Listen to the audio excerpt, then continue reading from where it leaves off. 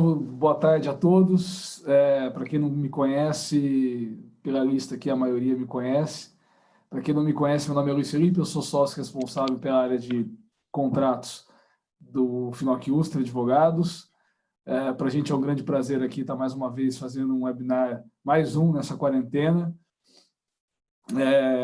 Sejam todos bem-vindos. Vamos conversar um pouquinho hoje sobre o projeto de lei 1179 de 2020, já aprovado na Câmara, já aprovado no Senado, e que, por isso, muito provavelmente, a versão que foi aprovada vai ser a versão que vai acabar sendo sancionada pela Presidência da República, salvo alguma grande surpresa. É um PL que, no fim do dia, trata de vários assuntos, trata de assuntos cíveis, assuntos societários, trata de proteção de dados, trata de aspectos concorrenciais, trata de contratos, e por isso que a gente tem aí um time grande hoje para falar, bastante gente para conversar sobre esse assunto. Esperamos aí poder esclarecer aí os principais pontos sobre esse projeto, desse webinar de hoje. Fique à vontade para fazer perguntas, podem colocar ou no chat ou no campo Q&A, que no final eu vou passando para o pessoal e respondendo. Antes de começar, eu vou apresentar todo mundo que vai participar hoje aqui, de forma bem breve e resumida, para de fato não tomar muito tempo. Pela área civil, a gente tem a Raíssa, coordenadora da área civil, e o Lucas, advogado da área civil. Da área societária, nós temos a Andréia, coordenadora da área societária, e a Ana Júlia. Sejam muito bem-vindas. O Marco Oroz, coordenador da área de compliance e proteção de dados, e a Isadora, minha companheira de guerra aí na área de contratos e também da área de proteção de dados. Bom, vamos começar então, vamos gerar essa roda, começar com os assuntos aí que o PL traz.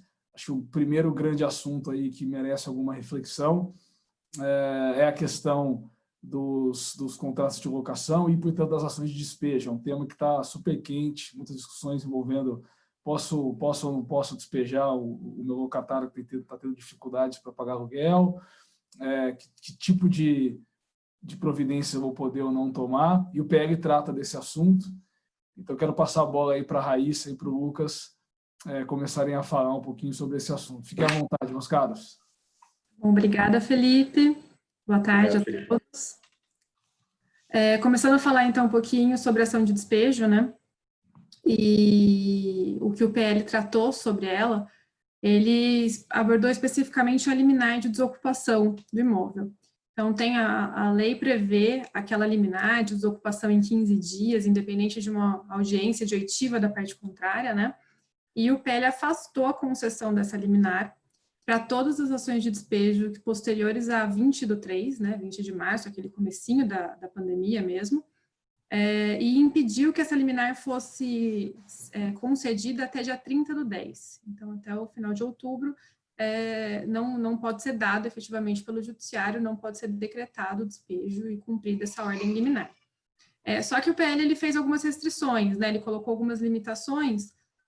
Lucas, quer falar um pouquinho para a gente como é que ficou no final as restrições colocadas? Porque teve uma divergência no começo, até para vocês entenderem, a gente vai contar um pouquinho sobre as alterações. O projeto, quando ele foi para o Senado, ele foi muito mais amplo e essa foi uma das restrições que acabou acontecendo. As hipóteses de suspensão dessa liminar já foram diminuídas depois da votação e aprovação em Senado e Câmara. Exatamente. É interessante porque não foram todas as hipóteses que são previstas na lei de locação que foram alcançadas pelo projeto de lei, né? Então, o legislativo ele filtrou alguns casos específicos em que não poderiam ser alvo de liminares pelo judiciário. Então, o mais importante para a gente levantar aqui agora, as mais usuais, as hipóteses mais usuais e que têm impacto real no nosso cotidiano, são as de término de locação de imóvel não residencial. Então, se a gente estiver passando por um caso desse, não poderia conseguir uma liminar no judiciário, e casos de falta de pagamento de aluguel ou acessório. Então, é inadimplemento de contrato mesmo, né? Sempre levando em consideração a ausência de garantias desse contrato. E o projeto de lei tem outras hipóteses, como descumprimento de acordo, rescisão de contrato de trabalho, em casos de locação em que é relacionado efetivamente com o contrato de trabalho, enfim. Mas eu acredito que o que mais vai impactar são essas duas que eu mencionei, né? Então, eu não poderia pleitear uma liminar perante o judiciário até o dia 30 de outubro de 2020, né? E, como você mencionou, antes, no projeto inicial, ele previa um prazo muito mais longo para isso, né? O primeiro texto previa até o dia 31 de dezembro de 2020, né? E além de englobar todas as hipóteses previstas na lei de locação. Então, o legislativo ele reduziu essas hipóteses. E acho legal a gente levar em consideração que o intuito do legislativo com esse projeto de lei é tentar não abarrotar o judiciário nesse período conturbado, né? Então, se você é positivo alguma coisa muito abrangente, você acaba agravando uma litigância compulsiva que já existe, né? E num período que já é de dificuldade por si só. E acho que o que é curioso também é que, tudo bem, o projeto de lei ele facilitou um pouco a vida do locatário, né? Mas ele era pior, digamos assim, para o locador, né? O texto original, ele previa, inclusive, um artigo em que a suspensão parcial ou total da locação era autorizada, né? Isso não passou no Senado, já foi cortado o texto. Então, isso era uma grande preocupação para os locadores. De outro lado, o judiciário tem visto isso, tem enfrentado muito essa questão, né? E indo para o judiciário, o caso a caso é analisado. A gente queria até trazer uma decisão recente que a gente viu sobre uma empresa, nesse caso específico era um restaurante, e esse restaurante entrou pleiteando uma redução da locação, né? Já que não tem nenhuma lei garantindo isso, foi direto ao judiciário fazer esse pleito. E ele conseguiu eliminar uma redução de 70% do valor da locação enquanto as portas estiverem fechadas. E depois, ainda assim, da reabertura e até o final do ano, até 31 de dezembro, essa redução permaneceria de 30% do valor da locação. Então, de um lado, o projeto de lei ele já não deixou preto no branco, né, essa diminuição do valor de aluguel, mas a gente tem visto que no judiciário essa questão tem sido enfrentada realmente.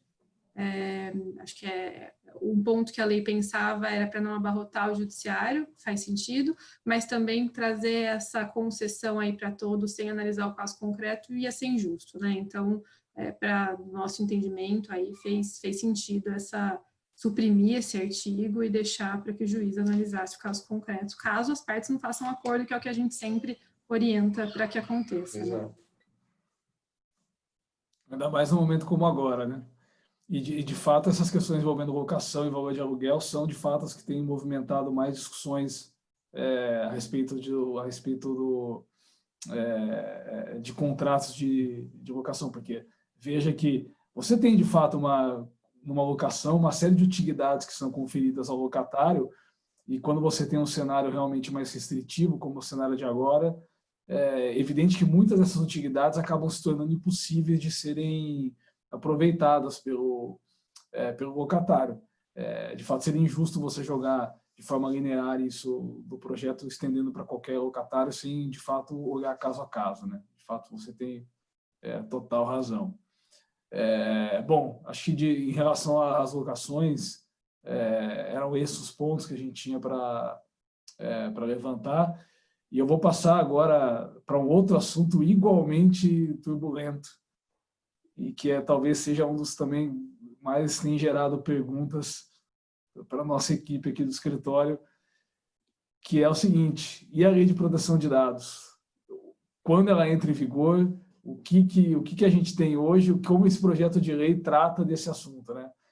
Então, eu vou passar a bola para o Marco, deixar também a Isa à vontade para comentar, se quiser, já que os dois aí lideram de forma mais incisiva esse projeto no escritório.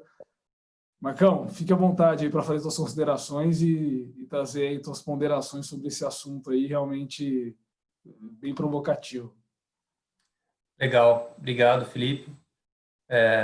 Agradeço aí pelo convite. Eu acho que é um assunto muito bacana, que está dentro desse projeto de lei. Agradeço a todos aí pela participação, já temos aqui 54, 55 participantes. Mas vamos lá, eu acho que quem está acompanhando esse assunto durante a pandemia não está passando tédio, né? Pode estar passando tédio por uma série de outras circunstâncias, mas quando entra em vigor a tal Lei Geral de Proteção de Dados, não é um motivo para você ficar assim chateado, né? Tem estado e ainda está muito emocionante. E o interessante é que a Lei Geral de Proteção de Dados, ela desde seu início, ela tem essa característica, né? A gente pensar que o projeto que veio lá de agosto de 2018, ele falava em 18 meses para entrar em vigor. Depois, pela a medida provisória 869, que depois foi convertida em lei, ela aumentou esse prazo, ou seja, desde o seu início há uma discussão em relação a essa lei, e muito se fala que isso se dá por uma série de motivos, mas dentre eles é uma lei que a Lei Geral de Proteção é uma lei que vai exigir, de certa forma, um investimento não só financeiro, mas um investimento em mudança de cultura, que não é algo simples de se fazer, né? Às vezes, da mesma forma que acontece com compliance, não é algo aí trivial. Então, desde o início havia essa sensação. E se a gente for pensar que começou com 18 meses, depois passou para 24 meses, de fevereiro de 2020 foi para agosto de 2020, por alguma razão ali, né, entenderam que mais 6 meses era necessário. Mas só que não parou por aí, né? Ainda antes da pandemia, teve quem tenha se manifestado ali também para estender esse prazo, né? A gente teve o projeto de lei 5762, o deputado Carlos Bezerra, que queria colocar a lei geral para agosto de 22. Ele suscitou ali algumas razões, justificou de alguma forma, não tão razoável naquele momento, mas, veja, havia uma movimentação do Congresso suficiente para convencer um deputado federal a colocar ali um projeto de lei, né? Ou seja, tinha ali uma sociedade se manifestando em relação a isso. Mas não demorou, diante do cenário da pandemia, de que os estudiosos dessa matéria, né, a gente mesmo aqui no escritório, quando começou, a gente viu, poxa, eu acho que agora o pessoal vai, né, viabilizar ou vai colocar de pé alguma coisa para postergar a entrada em vigor dessa lei.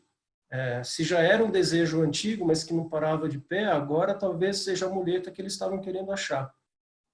E o fato é que, antes desse projeto de lei que a gente está discutindo aqui, foi colocado o anterior pelo senador Álvaro Dias, o projeto 166420, colocava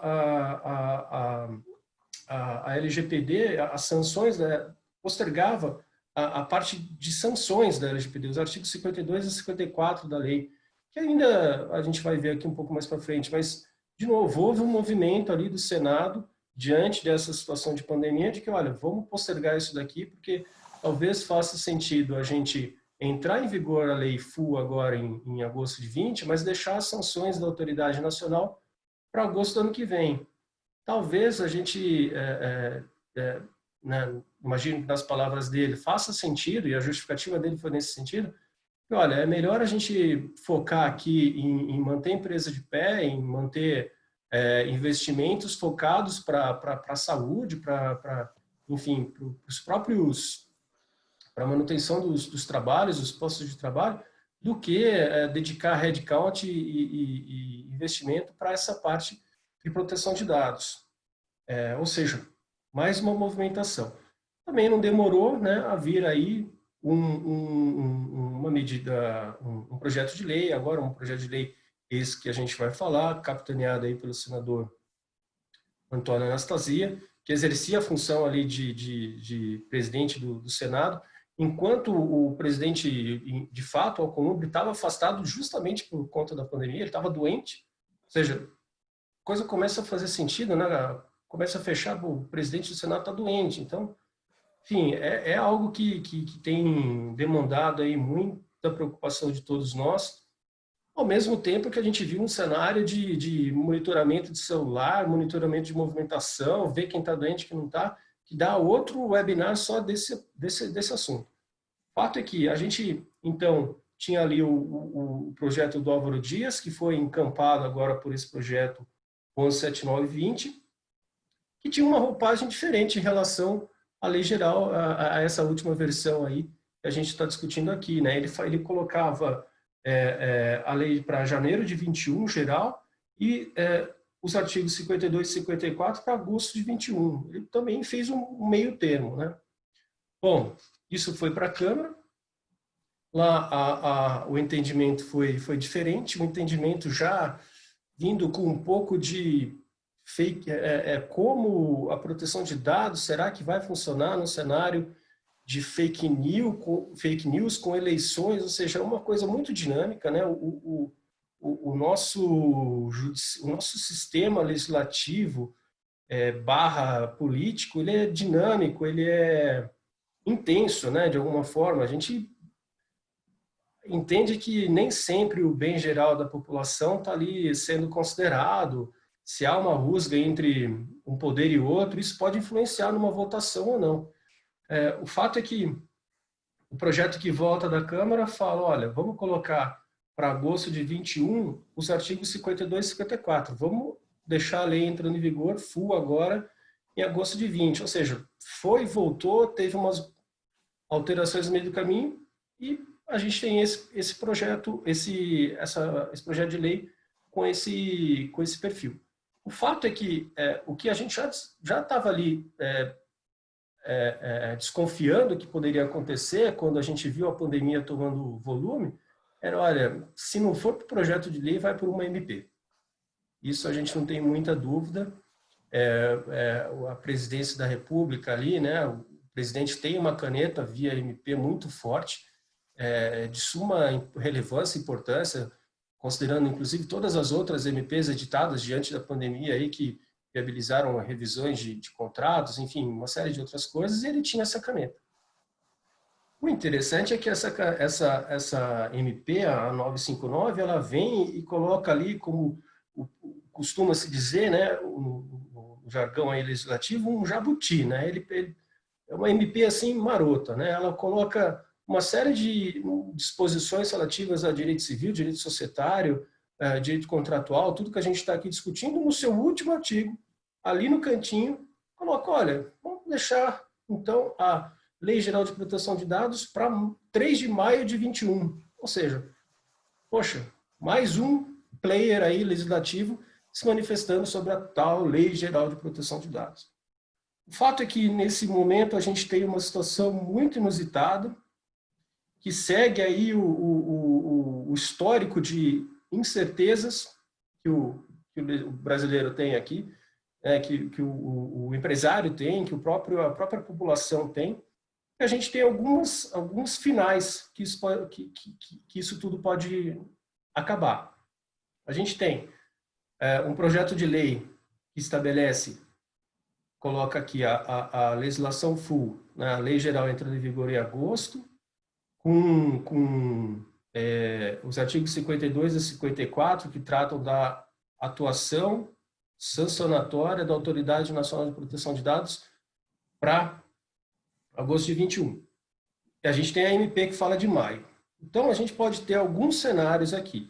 Primeiro, a MP ser aprovada. A gente fica com maio. A gente pode... O legislativo pode deixar a MP sem votação. E aí a gente só retoma uma questão que toda medida provisória ela tem 120 dias para ser aprovada, com 2 votações em cada casa, se o texto mudar de uma para outra, depois passa para a sanção presidencial. Então a gente pode ter uma manobra, talvez, ou uma vontade própria do Congresso em não votar essa MP, e aí a MP não sendo votada, a gente fica com o termo inicial da lei, né? Que era a MP perde a sua força de lei e volta à disposição anterior, que é justamente agora, agosto de 2020. Ou uma terceira alternativa, e é por isso que a gente fala aí de instabilidade, um pouco de insegurança, é o Congresso achar uma alternativa mediana. Então, nem agosto de 20, deixando ela caducar, mas nem maio de 21, do jeito que a MP está colocando. Deixa uma variável. Agora, faz parte da nossa análise aqui, e acho que vale trazer para todo mundo que está nos assistindo, é o seguinte: quem acompanha, quem tem visto as justificativas dadas para uma ou outra votação, a justificativa da MP, já está sentindo que é muito provável que a MP 959, nesse pedacinho que fala sobre, esse último artigo que fala sobre a entrada em vigor da lei geral, não pare de pé. Então, apostamos aí as nossas fichas e recomendamos aos clientes, aos amigos aí que nos assistam, que continuem focando aí eventuais providências que estão sendo feitas para adequação à Lei Geral de Proteção Geral de Dados para agora, agosto de 2020. Tá? Esse é o quadro mais provável, porque o Congresso já sinalizou que é simpatizante dessa data. Então, a gente pode ter aí alguma manobra, alguma providência política para deixar a lei entrando em vigor, eu costumo dizer full, né, agora em agosto de 20, com exceção, e aí sim, né, com exceção, o projeto de lei fala sobre isso, dos artigos 52 a 54, colocando mais adiante aí na linha do tempo. Né? É isso. Basicamente, é um assunto vibrante, é um assunto que os grupos de WhatsApp não param de pipocar aí, cada um tem uma leitura e uma perspectiva em relação à lei. O fato é que esse projeto de lei dá essa alternativa mediana. Vamos ver o que acontece. É uma situação que expõe bem como é fácil fazer previsões no Brasil, né? Super. Tranquilo. Deixa bem claro isso. Isa, você tem alguma ponderação para fazer a respeito disso? Não, Felipe, no momento não. É só engraçado pensar que a gente está tendo todo esse processo legislativo, esse desgaste, com a possibilidade muito grande da lei aí entrar em vigor em agosto de 2020, que foi aquilo previsto lá na MP do governo Temer. Então, assim, a gente deu tudo isso de volta, milhões e milhões de consultas, de especulações aí para chegar quase no marco zero, mais uma vez, no marco 1, então, que seja. Marco zero não dá para voltar no tempo. Não dá para voltar, né? Mas assim, voltamos à primeira alternativa aí pensada. E é interessante que esse é o desafio que a gente recebe, né, do mercado em si. Eles falam, bom, mas como eu disse inicialmente, não é algo assim trivial, é uma adequação trabalhosa, uma adequação que precisa dedicação, precisa de horas empenhadas ali, precisa de financiamento também, de um sponsor, precisa isso ser pensado num projeto. E agora que a gente talvez não, certamente estamos aí no cenário em que os recursos, né, que são finitos aí por essência, eles têm que ser muito pensados em que caixinha eles vão ser aplicados. Diante de um cenário em que você tem uma grande incerteza, e aí a gente está jogando até com uma virada de orçamento, né? A gente está virando, poxa, isso aqui está no orçamento 2020. Se for maio, é orçamento 21, eu vou fazer isso ali para novembro, mais ou menos. Então, o executivo, o gestor, ele fica com uma baita dúvida na mão, né? Assim, de o que eu faço com esse dinheiro que eu sei que não vai dar para colocar em todas as caixas, né? Nesse cenário de pandemia que a gente tem. Então, a gente tenta ajudar e auxiliar, mas o ponto é que poderíamos apostar, eu apostaria algumas fichas aí, de que ela fica mesmo para agosto de 20. Essa é a pergunta que eu ia fazer. Se estivesse numa casa de apostas aqui, em que casinha que você estaria apostando? Então é na casinha de 20 de agosto de 2020. Eu vou como se nada disso tivesse acontecido. Estou com o cenário janeiro de 20, mais ou menos. Tá bom. Eu acompanho o relator. Espero que vocês não percam dinheiro nessa. Bom, vamos falar do outro assunto aqui, que é sobre direito societário. Também outro assunto bastante complexo nesse momento, uma vez que a gente tem uma realidade de distanciamento social, de afastamento quase que compulsório, se não por questão regulamentar, mas por questão de precaução e questões sanitárias. E a gente sabe que muitos atos societários demandam a sua execução via reuniões e assembleia de sócios. E o desafio não dá para fazer reunião e assembleia de sócios presencialmente. Tem que dar um jeito de fazer de outro jeito, né? Então, eu vou pedir para a Ana e para a Andrea trazerem aí algumas considerações sobre esse assunto e como que esse PL está abordando esse tema. Obrigada, Felipe. Bom, como já adiantado, né, as alterações no âmbito societário, caso o projeto de lei seja sancionado pelo presidente, ele será a proibição de realizações de reuniões e assembleias de forma presencial.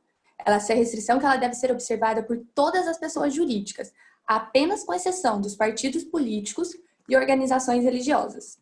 Em março desse ano, o presidente ele já tinha permitido a realização de reuniões e assembleias digitais por meio da medida provisória 931. Entretanto, nessa medida, ele apenas abrangeu as sociedades limitadas, anônimas e fundações. Então, ele deixou de fora as associações e também deixou a critério das empresas escolherem a forma que realizariam suas reuniões, sejam presenciais ou digital. Já nesse projeto de lei, é claro a obrigatoriedade de não realizar reuniões e assembleias presenciais, observando dessa forma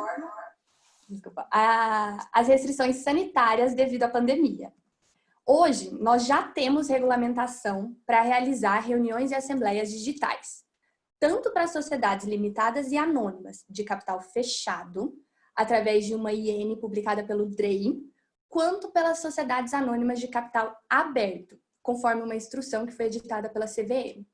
Essas normas, elas editaram as regras e procedimentos específicos para a realização dessas reuniões não presenciais. Todas as juntas comerciais do Brasil já se adaptaram à nova regra, inclusive nós já registramos uma ata de reunião realizada dessa forma aqui na Junta Comercial do Estado de São Paulo. Por mais que na época dessa promulgação dessas INs, as associações não estavam inclusas nessa possibilidade em razão da MP, os cartórios de registro civil das pessoas jurídicas, que é onde as sociedades devem ser registradas, eles já realizam o registro de documentos eletrônicos, inclusive por meio de plataforma digital. Então, elas conseguem também seguir dessa forma. Ainda, esse projeto de lei, ele também permitirá que as assembleias condominiais sejam realizadas de forma digital também. É importante a gente lembrar que, apesar de eles mudarem a forma de realizar a reunião de forma digital, as regras para convocação e os quórums necessários para aprovar as matérias nas reuniões digitais, eles não foram alterados. Então, eles ainda devem ser observados. Para finalizar, todas essas alterações, elas deverão ser observadas pelas empresas até 30 de outubro desse ano. Então, a gente pode perceber que foi premissa desse projeto de lei criar alterações societárias extraordinárias, que vão ser aplicadas somente nesse período de isolamento social, que é o que a gente está vendo mesmo, novas normas surgindo apenas para adequar nesse momento. Foram essas alterações. E aí, né, Ana, é interessante complementar que a MP do Bolsonaro, que a gente falou um pouquinho antes, que trouxe a possibilidade de reunião digital, a ideia dela não era ficar vinculada só ao período de pandemia, era que as empresas passem a ter essa alternativa de realizar reuniões digitais a qualquer momento, mesmo passado o período de pandemia. O Congresso, até pelo projeto de lei, já tem uma visão um pouquinho diferente, até que esse tópico da MP em si, ela está sendo votada, essa MP, no Congresso, e esse tópico está sendo muito discutido, porque a ideia é não manter isso, o que para mim, pessoalmente, é um grande retrocesso, porque seria excelente a gente poder ter essas reuniões digitais, é muito mais fácil para os sócios participarem, e as juntas já se adaptaram, o DREI já lançou a IN deles, a CVM já tem a instrução normativa dela, então seria muito vantajoso para as empresas ter isso, e a gente está acompanhando para ver como que o Congresso vai ver, como o Congresso vai votar nesse sentido na MP do Bolsonaro, mas pelo jeito, o que a gente está vendo, está sentindo, é que isso vai ficar aí provavelmente só até dia 30 de outubro. Isso mesmo. E é uma pena mesmo, porque É evidente que qualquer tipo de deliberação remota gera uma série de problemas e discussões, é óbvio. Não há sistema perfeito ainda. Eu estava, algumas semanas atrás, participando aqui do outro webinar do escritório a respeito de audiências, aí não era uma deliberação, não era questão de reuniões e assembleias, via online. E é evidente que você tem uma série de discussões como como que você vai garantir que a pessoa que está participando da reunião da Assembleia está, de fato, votando, a vontade dela está sendo exprimida ali de forma livre, né? Do outro lado aqui da tela pode ter, por exemplo, algum capanga de um outro sócio interessado numa outra deliberação com uma arma apontando para mim. E aí eu me vejo na contingência de votar no outro sentido. Mas é evidente que isso é uma situação extraordinária. Obviamente tem que se pensar em algumas formas de tentar assegurar que essa deliberação fosse a mais livre possível, mas é evidente que seria um avanço, até porque a própria legislação hoje já traz uma alternativa que seria a deliberação por escrito, por todos os sócios, né? Isso não tem na SA, mas tem na limitada, uma deliberação que é de algum modo remota, você só muda a forma de expressão da vontade, em vez de oral, ela vai ser escrita, né? E tal qual na oral, alguém pode ter também dado o ok ali naquela deliberação escrita, também sob pressões de toda a ordem, e você teria que então recorrer a alguns aspectos como coação, por exemplo, para anular aquela deliberação, tal qual você poderia então, numa deliberação remota, seguir o mesmo caminho. Realmente não dá para entender por que isso não poderia ser mantido de fato. Eu também não entendo, porque a única que falta você ter essa possibilidade seria a sociedade anônima de capital fechado, né? A sociedade por ações, porque a de capital aberto já tem essa possibilidade, porque foi aberta essa possibilidade para a CVM, e a CVM já tinha regulado bem antes da pandemia, já não é uma instrução normativa nova. E tem todo um procedimento que é seguido, né? Você tem aí o voto por boletim, que pode ser encaminhado antes da reunião, você deixa o sócio muito mais à vontade para participar e, no fim, você acaba tendo muito mais aderência para empresas que têm muitos sócios, né? Então, realmente, eu não consigo enxergar o porquê muito do Congresso não querer. Eu entendo a questão da coação, mas como o Luiz Felipe falou, é uma coisa que você pode discutir depois, né? Você tem até 2 anos para entrar e questionar o ato. Então... Eu acho que se começar a ir bem e funcionar, né? Eu acho que foi o pontapé inicial, igual em várias outras áreas a gente está vendo que essa pandemia veio para mudar. Então, quem sabe vira algo comum e fique depois, né, do fim dessa pandemia.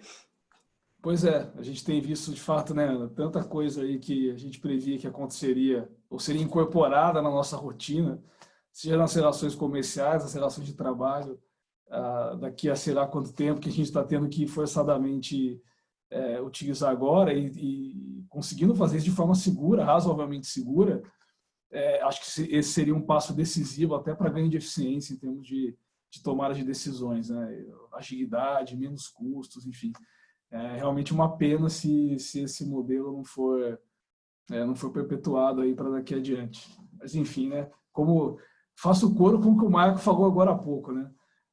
Não dá, o legislador brasileiro é cheio de idiosincrasias, realmente não dá muito para entender de onde ele parte, para onde ele está indo, né? Pouca visão estratégica, olhando só para agora mesmo, e sem entender a repercussão das decisões no ambiente que ele se insere, né? Incrível. Bom, próximo ponto aqui, vamos passar adiante, vamos falar um pouquinho de contratos. Isa, o PL aí traz algumas questões aí envolvendo força maior, aplicação de força maior, as questões envolvendo revisões de obrigações contratuais, são os assuntos que estão hoje na área de contratos, são os que são os mais discutidos de fato.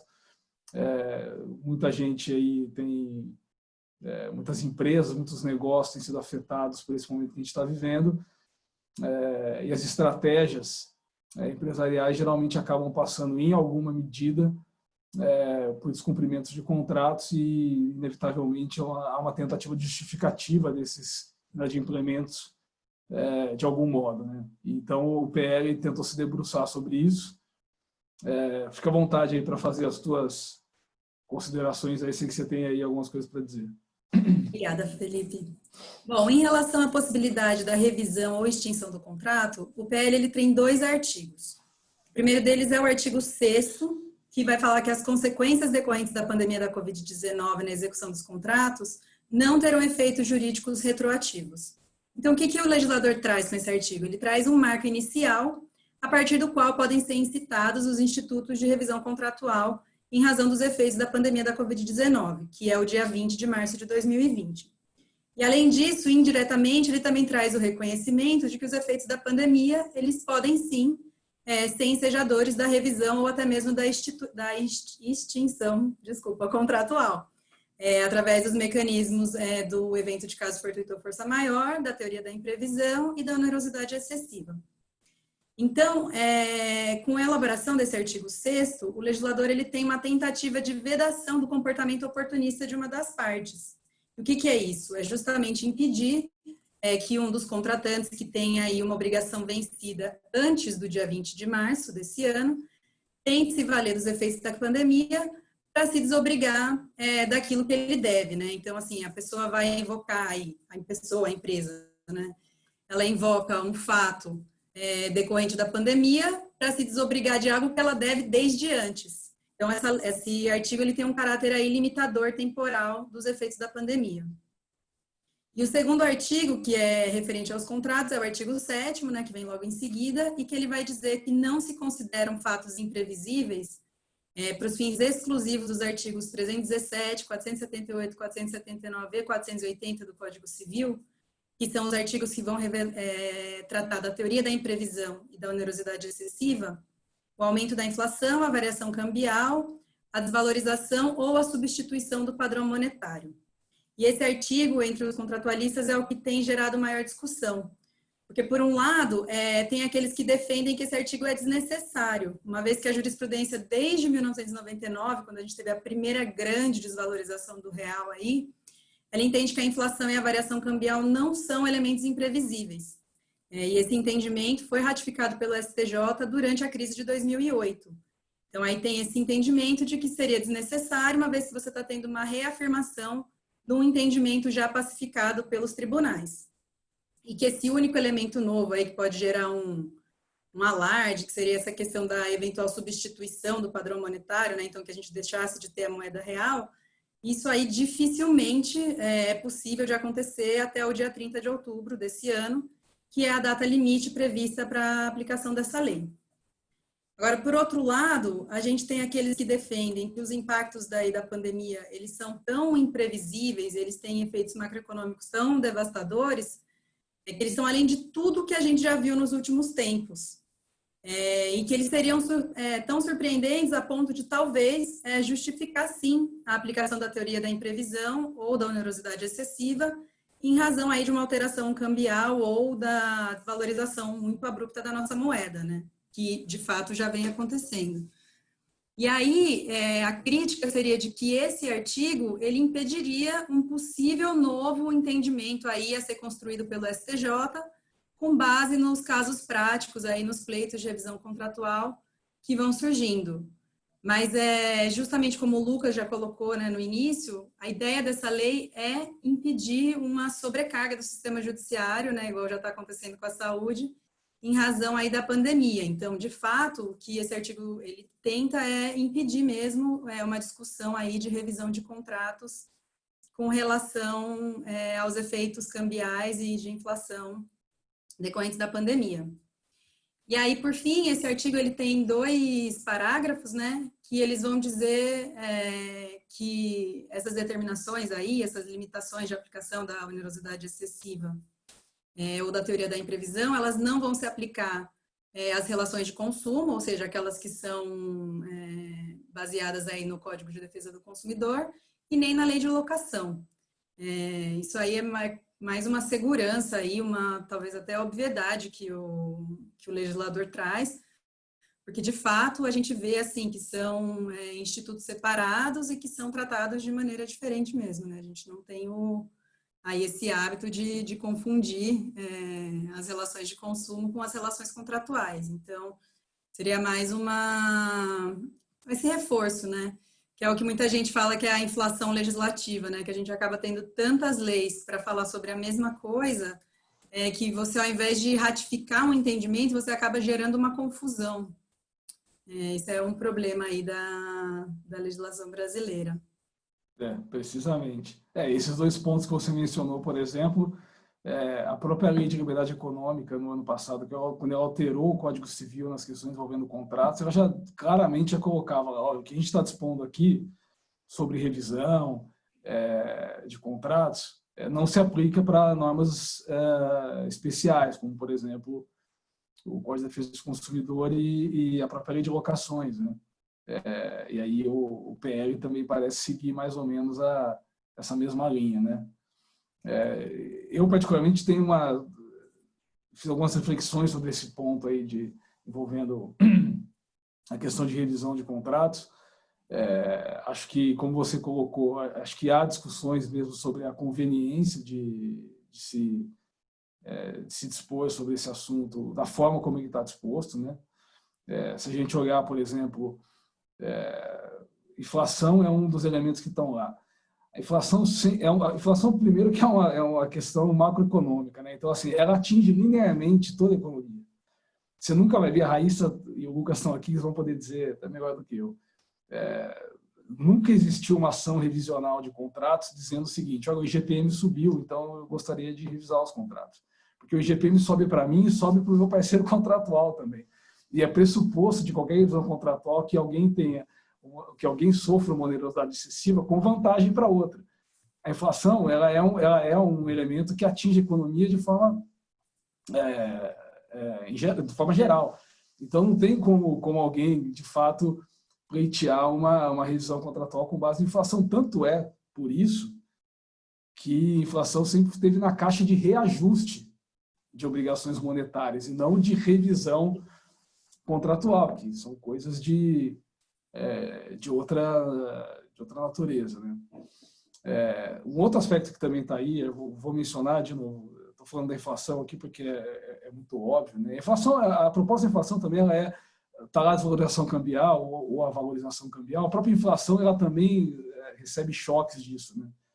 Você tem aí parte da economia que está exposta a risco cambial e essa parte da economia ela se inflaciona ou se desinflaciona conforme o câmbio se comporta. Então, também é outro aspecto que me parece fugir um pouco aí do que seria o ideal desse tipo de disposição. Talvez o que o legislador quisesse dizer aqui, eu acho que é isso, que, na verdade, preços específicos de certos contratos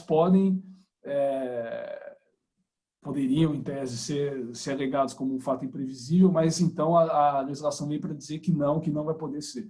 A gente tem aí vários exemplos, como, por exemplo, esses produtos aí que a gente tem tido maior recorrência de demanda nesse momento, por exemplo, máscaras, álcool gel, são produtos que sofreram inflação durante esse período. Você pode ter, de fato, obrigações passadas com valor pré-fixado, e que poderiam, então, se não na ausência desse dispositivo, desse PL, poderiam ensejar algum tipo de revisão contratual, né? E isso, obviamente, fica fora a partir do momento que esse PL entra em vigor. Eu queria só fazer também um outro apontamento sobre a questão de inflação. O dispositivo ele deixa de fora a deflação. Que, na verdade, é o comportamento previsível nesse momento, porque você tem uma desaceleração econômica de fato, você tem aí as pessoas bastante receosas e as empresas também receosas em relação ao comportamento da atividade econômica no curto prazo, e que você tem, então, na verdade, pelas pessoas físicas, não empresárias, uma focalização, uma alocação de recursos concentrada em bens essenciais, né? Esse você pode ter algum tipo de comportamento inflacionário, e as empresas, por outro lado, tendo aí uma reserva de caixa, uma estratégia mais voltada para a proteção de recursos financeiros, de modo que você desaquece a economia e a tendência é uma deflação. Então, o que esse PL traz? Ele diz o seguinte: olha, variação cambial está fora, aumento da inflação está fora. Aí você vai dizer, bom, sobra a deflação, mas a deflação é o fato previsível. Então, na verdade, esse dispositivo é uma revogação branca, pelo menos por um período, dos artigos do Código Civil que prevêem a possibilidade de revisão contratual. Basicamente, você está congelando revisão contratual até 30 de outubro de 2020. Né? Além desse ponto, assim, tem uma outra questão que me chamou a atenção aqui, é que, ok, é claro que a variação cambial nesse momento é um fator, a variação de preços em alguns setores específicos também é um fator de turbulência, mas o PL ele trata de forma muito genérica, então ele não diz qual inflação e qual desvalorização cambial que está travada por esse dispositivo. E o que eu estou querendo dizer com isso? Se a gente olhar, por exemplo, para a valorização cambial, a gente já prevê um cenário do dólar, por exemplo, chegando a R$6. Dificilmente alguém apostaria no dólar chegando a 8, né? E um dólar a 8, por exemplo, ou até um cenário de inflação, aí voltando para a questão da inflação, estão fora até de uma previsibilidade normal, que é o que está, inclusive, na teoria jurídica que dá suporte para a questão de revisão contratual. Né? A tal da base objetiva do negócio jurídico é isso. Quer dizer, são condições ali que, consciente ou inconscientemente, são pressupostas pelas partes quando elas estão negociando o contrato e alguns aspectos de fato escapam dentro de um cenário normal, né? E esses exemplos que eu dei são esses. Por exemplo, vou pegar um exemplo recente. O preço do petróleo, por exemplo, sofreu uma super desvalorização. É evidente que a gente teria uma desvalorização do preço do petróleo. Mas será que a ponto dele chegar ao preço negativo, de quem estava comprando pagar para o vendedor armazenar o petróleo para ele? Isso, pelo menos para mim, foge de uma previsibilidade normal. E, portanto, você tem esse dispositivo acaba tendo aí alguns efeitos complexos quando a gente olha para até onde está alcançando. Ele está alcançando qualquer valorização cambial, está alcançando qualquer variação de preço, ainda que ela seja mais absurda ou imprevisível possível. Isso gera, em quem está negociando, em quem está no mundo real, gera comportamentos. Então, se eu sei que se eu sou uma empresa, por exemplo, que eu sei que eu não vou poder transferir legalmente, com base numa ação judicial, certos riscos para o meu parceiro contratual, eu vou ter uma série de custos de transação que vão onerar o meu processo de contratação. Então, eu vou ter que ter, de fato, investimentos bastante importantes para tentar prever qual é esse cenário de imprevisibilidade e se ele vai acontecer ou não. Se eu vou ter que assumir um risco, por exemplo, de dólar a 8, eu preciso saber se esse dólar a 8 vai vir a acontecer em algum momento, né? E assim, como eu não vou poder discutir judicialmente, eu vou muito provavelmente tentar dividir esse potencial risco com o meu parceiro no contrato. Isso vai gerar, obviamente, custos de transação muito importantes. Então, eu vou ter que gastar com honorários de advogado para me assessorar numa negociação. A minha negociação vai demorar mais tempo do que efetivamente eu esperava, então o contrato vai ter o seu cumprimento postergado, em prejuízo a quem tinha interesse de dele fazer proveito antes possível. Então, veja que isso é um convite à ineficiência, de modo geral, assim como a gente estava colocando aí nas questões envolvendo deliberações societárias. Né? E também você vai acabar em alguns mercados que estão aquecidos, que você tem muitos parceiros disponíveis e menos players que podem oferecer algum tipo de produto, como, por exemplo, o mercado de alimentos, que é um mercado muito demandado, o mercado farmacêutico, o mercado de equipamentos e produtos médicos, por exemplo. O que pode acontecer muito provavelmente é uma série de quebras de contrato pela parte que vai sofrer o risco, porque ela sabe que ela tem uma segunda melhor alternativa para vender o produto dela com o preço vigente, que o PL bloqueia a revisão. Então, muito provavelmente, essas empresas podem optar por quebrar esses contratos, pagando um pênalti de saída e vendendo a um preço maior aquilo que a gente conhece como quebra eficiente de contrato. Né? É um cenário que, obviamente, pode acontecer por conta desse PL. Eu acho que até... Pode falar Acho isso. que até a questão dele prever aí uma possível alteração de padrão monetário, né? É justamente no sentido de que, como a gente estava conversando, né? Você só tem momento aí, só tem essa revisão de padrão na história do Brasil quando você tem ou uma ruptura política ou quando você tem ali que cortar 8 zeros. Quando realmente você tem aí uma desvalorização da moeda que chega a níveis absurdos que justifiquem aí uma alteração de padrão. Então, eu acho que ao colocar essa questão aí da possibilidade de alteração do padrão monetário, é justamente assim, ó, eu não estou prevendo limite aqui. Independentemente da variação aí, da desvalorização da moeda que tiver, eu não vou aceitar que isso seja submetido aí a uma apreciação judicial. O contrato ele tem que se manter. Perfeito, bom, excelente ponto. De fato é isso. Eu acho que esse a questão da mudança de padrão monetário dá a dica de que não tem limite mesmo, né? Seja qual for a inflação, seja qual for a desvalorização cambial, nenhuma delas vai poder fundamentar uma revisão contratual. E assim, a gente está falando questão de custos, e a gente sabe que tem alguns agentes de mercado que eles têm uma facilidade maior para conseguir transferir alguns riscos para o parceiro contratual, né? A gente tem alguns mercados bastante oligopolizados, com poucos agentes e vários clientes, em que ele pode muito facilmente transmitir esses riscos para o parceiro contratual. Por exemplo, o risco de eu não conseguir discutir uma variação cambial ou um risco inflacionário. E poder fazer isso ao custo baixo, essas relações que são relações que têm dominação contratual, muito claramente, né, que você tem empresas com muito poder econômico que concentram boa parte do mercado, obviamente que você tende, nesse cenário, inclusive, a agravar desigualdades contratuais, né? E esse é um tema que tem gerado bastante discussão na literatura contratual, mas que a legislação não tem dado respostas claras a respeito disso. Tanto por isso você tem aí no judiciário sempre discussões aí baseadas em função social do contrato, por exemplo, para tentar, de algum modo, reequilibrar isso. Então, você tem aí uma perspectiva de agravamento até desse cenário de desequilíbrio, né? Imagina, por exemplo, a gente tem algumas empresas que estão na cadeia automotiva, por exemplo, que é um setor bastante concentrado. Você tem ali poucas montadoras ali que movimentam um mercado grande, que tem, por exemplo, uma facilidade de transferir esses riscos à cadeia muito tranquilamente, né? E aí você agrava essa situação, gerando, obviamente, mais ineficiência no processo. Então, de modo geral, era isso. Para não me alongar muito aqui naquilo que eu havia pensado, eu vou devolver a bola para a Raíssa e para o Lucas falarem um pouquinho sobre as questões envolvendo família e sucessões, que também estão abordadas nesse PL.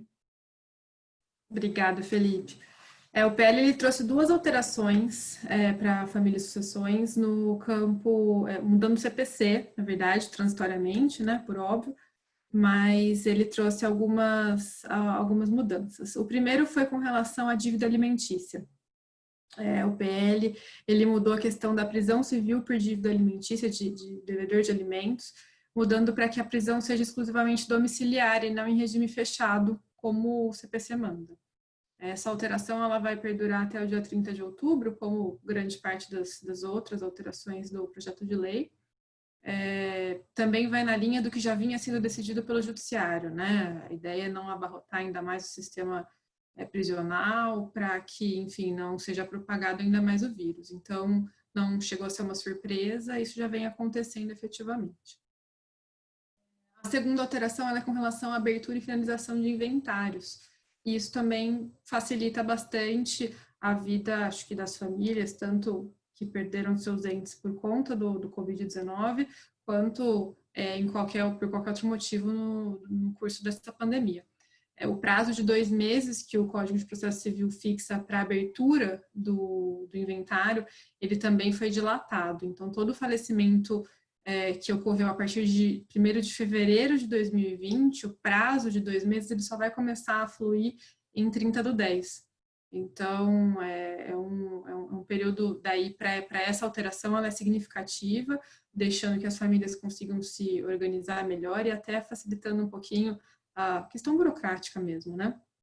E do mesmo modo a finalização do inventário, né? Existe também no Código de Processo Civil um prazo de 12 meses para finalização, e também esse prazo foi suspenso para todos os inventários iniciados antes de 1º de fevereiro, né? E só vai retomar a contagem em 30/10 também. Uma observação é que isso facilita, inclusive, para organizar a questão financeira, né, dos impostos de Com transmissão. certeza. É um prazo grande para que você organize, né? E até para possibilitar o inventário extrajudicial nesse caso, né, Lucas? Porque assim você não obriga que ninguém se desloque até um cartório de notas para fazer o inventário, e pode continuar sendo pela via extrajudicial no momento posterior, né, quando tudo estiver um pouco mais calmo. Só com um complemento, que como a veia aqui contenciosa não me deixar de comentar um pouquinho sobre como o judiciário tem visto outras questões, já que a gente está falando de família e sucessões, né? O projeto de lei não fala expressamente sobre alimentos, então a pensão não foi abordada, mas o judiciário também não tem revisto todos os pedidos de redução de pensão em razão da pandemia, tá?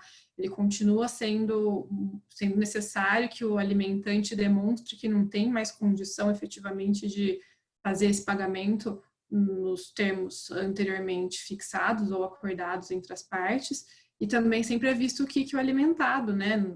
Muitas vezes a criança precisa, porque não é porque o pai ou a mãe estão com menos rendimento que o filho vai conseguir subsistir com menos, né? Então isso tem sido levado em conta pelo judiciário quando se trata de revisão de alimentos.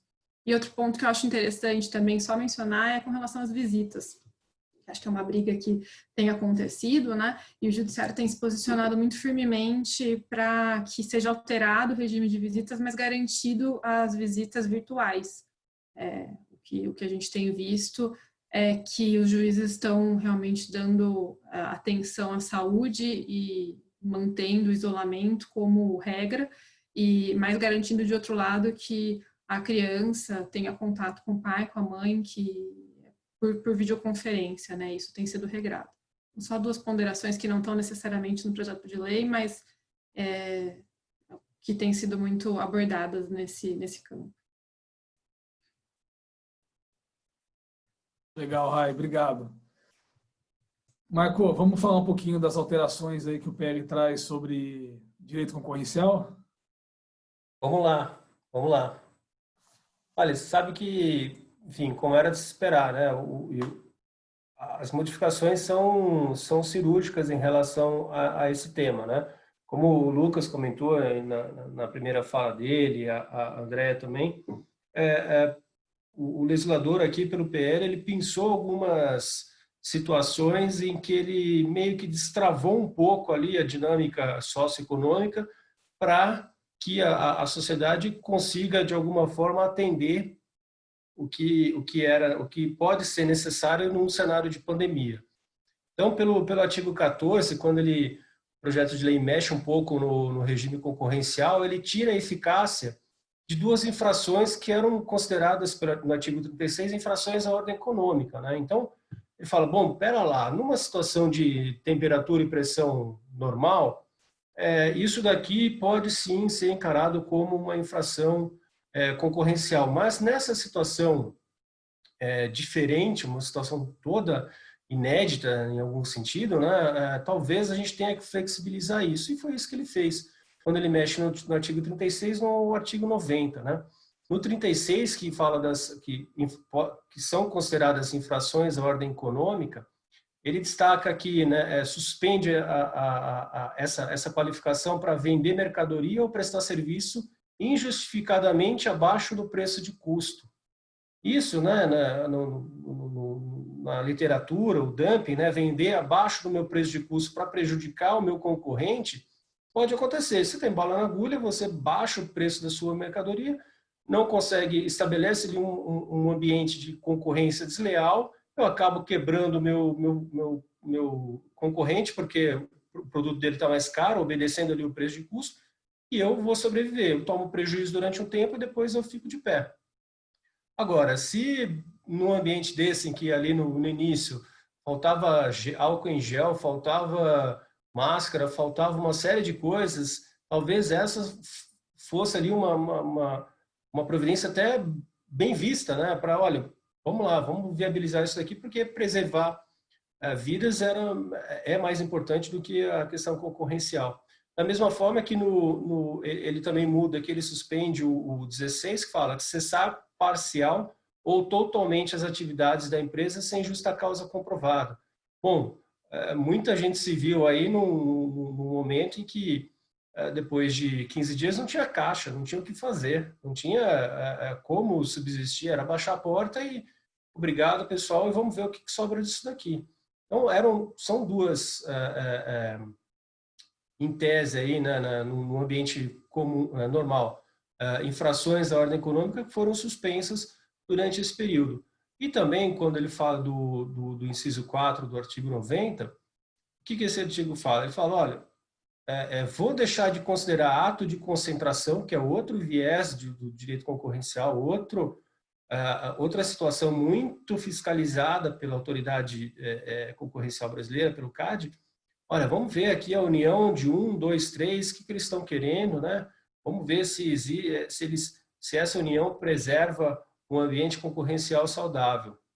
E é justamente nesse inciso 4 do artigo 90 que fala, olha, deixa-se de considerar atos de concentração 2 ou mais empresas celebrarem contrato associativo, consórcio ou joint venture.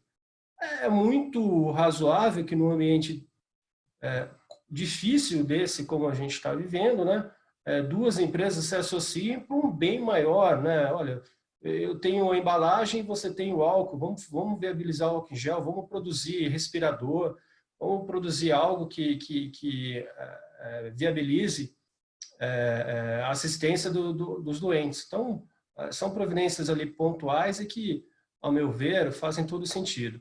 O que é interessante é que, assim, aqui, nesse artigo 14, não foi estabelecido esse prazo que acontece em outros casos aí de outubro, né? Olha, isso aqui vale até outubro, né? O que ele estabeleceu, olha, tudo que foi feito durante esse período de pandemia, aqui no parágrafo 2º, né? A suspensão aqui, por exemplo, do inciso 4 do artigo 90, que ele fala do auto de concentração, não afasta a possibilidade de análise posterior dessa situação. Então, olha, está valendo, ok, né? Mas assim que isso daqui passar, a gente vai rever, a gente pode fiscalizar, a gente pode acionar quem tomar essa providência e, é claro, ainda que numa situação de incomum, pode haver abuso, né? Então, a suspensão do inciso 4 do artigo 90 não afasta a possibilidade de análise posterior do ato de concentração de apuração de infração à ordem econômica, né? O que se deseja é que não se faça qualquer coisa nesse sentido, mas se for feita, a pandemia não é uma muleta, não é uma situação assim, um green card, não vai te isentar de responsabilidades, né? E o parágrafo 1º do artigo 14 também traz uma situação bem interessante, né?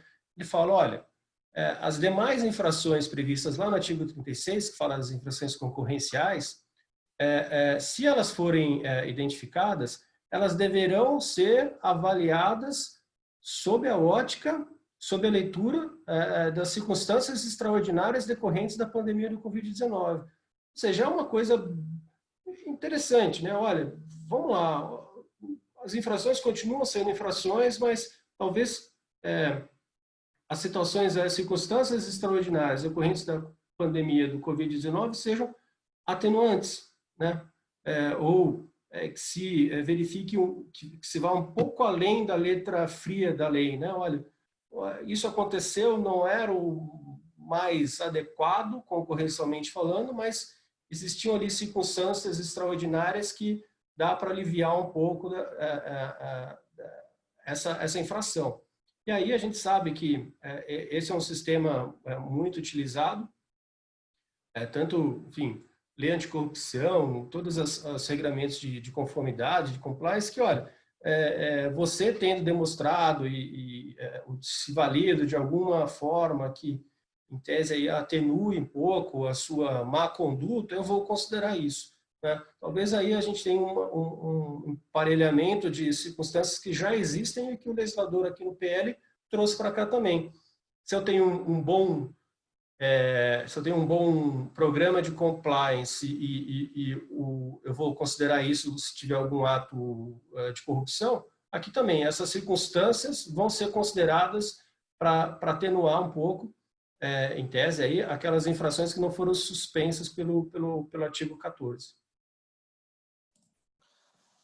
Aqui é um caso que, diferentemente das questões societárias que a gente comentou, é bom que fique só para o período da pandemia, né? Sem dúvida. Porque a questão concorrencial, a gente sabe que no fim do dia atinge a todos nós, né? E, na verdade, esse é um movimento que me parece aí foi seguido da Europa. Na Europa a gente teve um movimento bastante parecido com esse, sobretudo nos atos de concentração, inclusive em caráter temporário, por exemplo, farmacêuticas se reunindo para juntas tentarem encontrar uma cura para o coronavírus, por exemplo. Então, houve uma exceção, mesmo sabendo que as empresas teriam aí acesso a informações de outras e tal. Isso foi, de fato, excepcional e me parece que o Brasil segue aqui a mesma linha e estou com você, acho que segue bem a linha. Para fechar, pessoal, vou mais uma vez, pela última vez, provocar aí Raíssa e Lucas para falarem sobre as alterações que o PL traz sobre prescrição e decadência e também sobre relações de consumo. Tema importante porque tem a ver com o exercício de direitos, enfim, acho que é importante frisar essas questões aí nesse momento que a gente está vivendo. Perfeito. Vamos lá. Na verdade, a questão da prescrição e decadência é um pouco bagunçado, né? Ele suspende todos os prazos de prescrição e decadência, eles são impedidos ou suspensos a partir da entrada em vigor da lei, né? Até o dia 30 de outubro.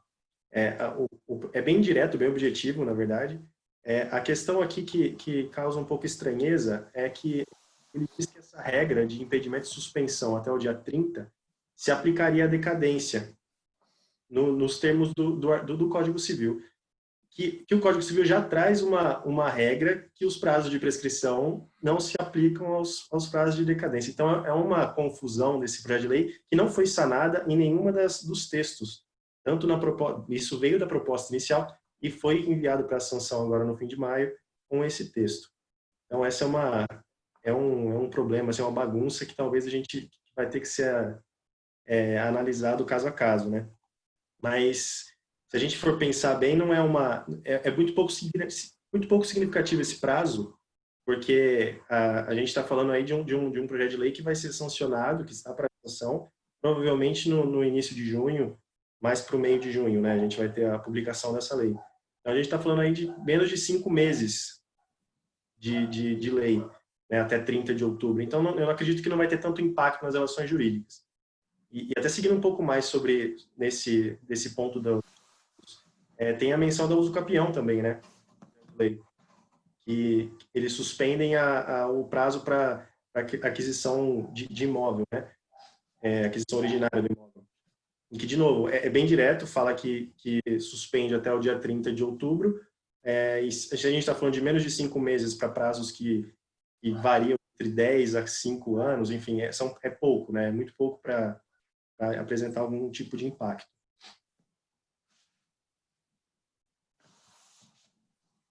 No final das contas, esse projeto de lei ele acabou demorando a tramitação, né? Ainda que extraordinário e que super emergente para a pandemia que a gente está vivendo, para a situação atual, ele demorou bastante. Então, realmente, esse prazo, esses 5 meses aí, não vão ter tanto impacto, acho que principalmente no usucapião, né? Frente ao tempo todo.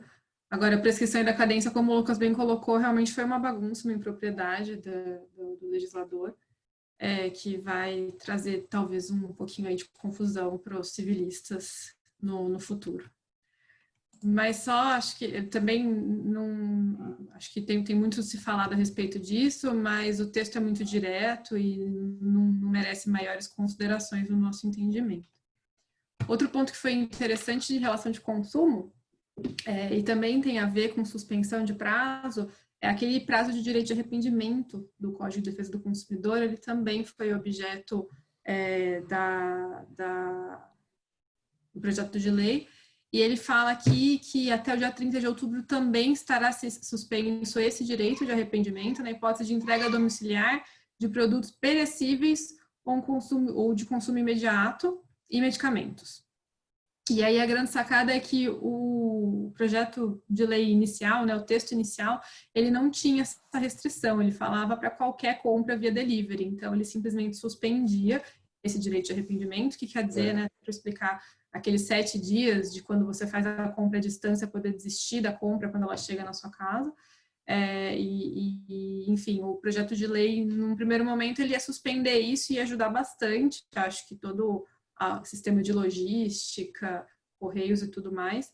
Mas, no final das contas, com a aprovação, o texto mudou e ficou muito mais restritivo só para esses produtos perecíveis de medicamentos, que parece para a gente muito óbvio, né? Ainda mais na situação atual, falar de qualquer tipo de direito de arrependimento e devolução de produto perecível ou medicamento não faz tanto sentido. Mas, de toda forma, é isso que foi votado e está aí para sanção presidencial. Legal, muito bom. Bom, temos só uma pergunta, olha só, somente uma, da Cristiane Caldeirão.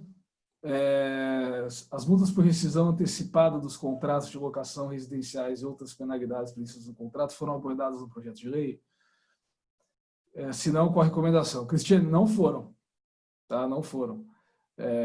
Foi abordada somente a questão, de fato, das ações de despejo. Imagino que você esteja falando aí também sobre rescisão por parte do locatário, ou, se for do locador, por justa causa, né? Onde aí sim a gente tem uma disposição sobre a questão de despejo. Mas não foi abordada. Qual a nossa recomendação em relação a essas multas por rescisão antecipada? Veja, se você estiver falando de rescisão por justa causa, claramente o caminho não é rescindir, porque o caminho do despejo é um caminho que nesse momento está bloqueado. E talvez a ideia da lei é essa, criar um incentivo para que os contratos de locação permaneçam mesmo durante esse período e atravessem todo esse momento turbulento que a gente está vivendo. Na verdade, então, é um convite aqui para que as partes cooperem e negociem, como a Raíssa até colocou na primeira fala dela, negociem alternativas e caminhos para que essa locação possa continuar durante esse período da forma menos onerosa, sobretudo para o locador, que é quem fica na dependência do recebimento do aluguel, né? O locatário, de algum modo, já sinaliza que não vai pagar dentro do seu exemplo. Então, de modo geral, acho que a ideia é ter um comportamento cooperativo, um comportamento colaborativo com o parceiro contratual, até porque isso pega bem depois quando a demanda chega no judiciário.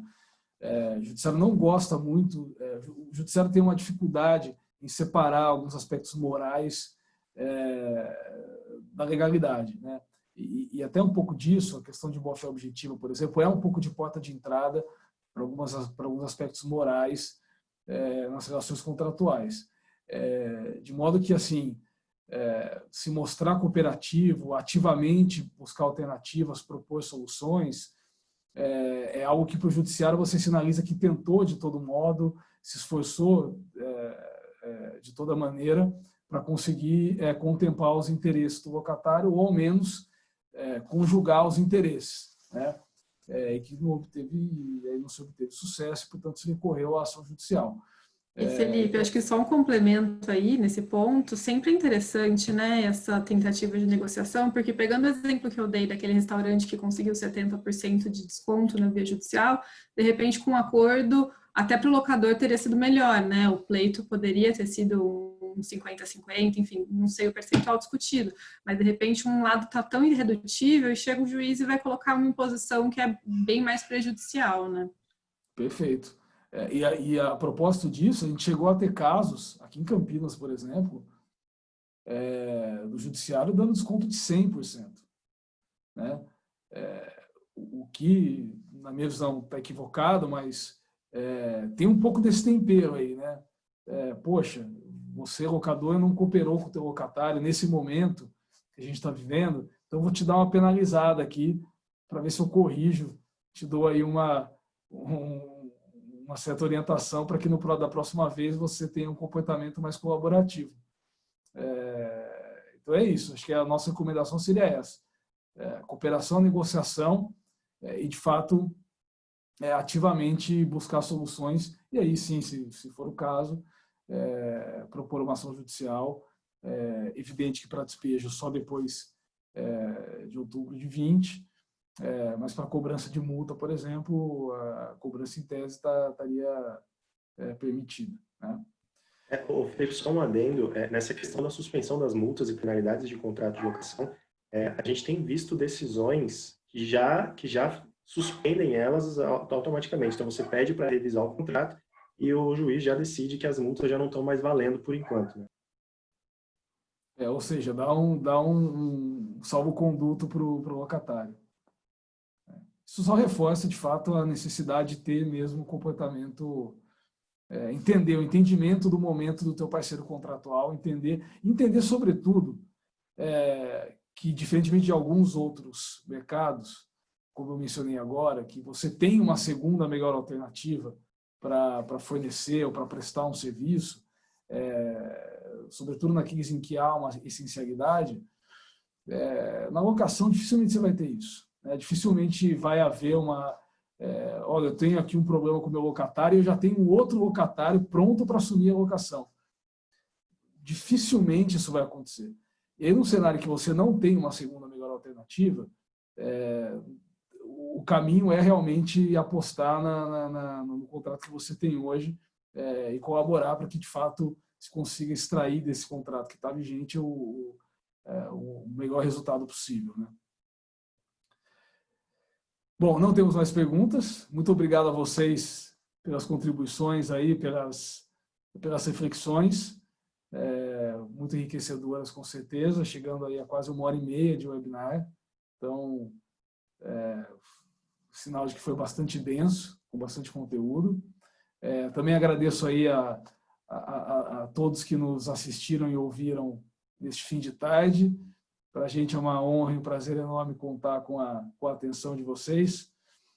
Fiquem ligados nos webinários do FIOS, a gente tem outros aí no forno aí nos próximos dias e meses.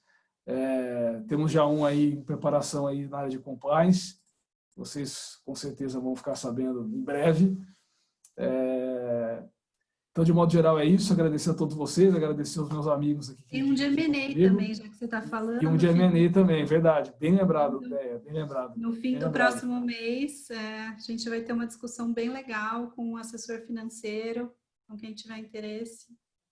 Fiquem ligados, então, aí no LinkedIn do FIOS, ou quem nos conhece pessoalmente, certamente estarão recebendo aí os convites via WhatsApp, via e-mail. Você também tem uma página no Instagram. E agora temos também uma página no Instagram. É verdade. Estamos cada vez mais sintonizados aí com o momento que a gente está vivendo. Então é isso, pessoal. Muito obrigado. Agradeço a todos e, mais uma vez, renovo aí o convite para os próximos webinários. Mais uma vez, é uma honra enorme poder contar com vocês nesse e nos demais que faremos aí nos próximos dias e meses. Um grande abraço a todos e muito boa noite. Até logo. Logo.